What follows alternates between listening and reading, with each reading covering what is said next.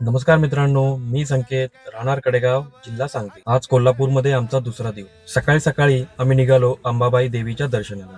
अंबाबाई म्हणजे कोल्हापूरची आई. प्रचंड गर्दी, धक्काबुक्की करत कसंबसं मुखदर्शन घेतलं आणि बाहेर येतो तर काय, डायरेक्ट मराठीचे दमदार दिग्दर्शक श्री प्रवीण तरडे सर समोरच. दर्शन झाल्यावर आम्ही गाठलं न्यू पॅलेस. हा पॅलेस 1884 साली बांधला. राजश्री छत्रपती शाहू महाराज इथे राहील. शाहू महाराज म्हणजे कोल्हापूरचे किंग. सामाजिक सुधारणा, शिक्षण, कुस्ती सगळ्यात एक नंबर. आत गेल्यावर डोळे विस्फारले. भल्या मोठ्या पेंटिंग्स, महाराजांची शिकार केलेली वाघ सिंहांची ट्रॉफी, त्याच्या वापरातल्या तलवारी, बंदुका, कपडे, बापरे. म्युझियमच्या बाजूलाच मिनी झू आहे. इथे इमू, पक्षी, बदक, हरिण असे बरेच प्राणी आहेत. इतकं फिरून पोटात कावळे ओढायला लागले. मग आम्ही डायरेक्ट गाठलं बावडा मिसळ.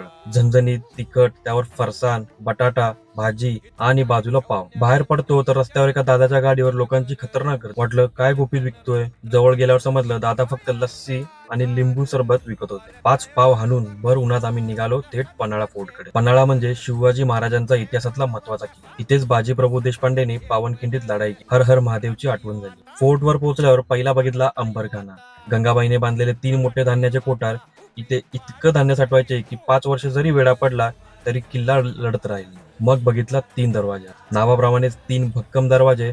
शत्रू आला तरी पहिल्या दरवाजातून आत या, मग बघतो असा कॉन्फिडन्स. उन्हाने डोकं भणभणायला लागल्यावर आम्ही घरचा रस्ता धरला. भेटूयात पुढच्या व्हिडिओमध्ये.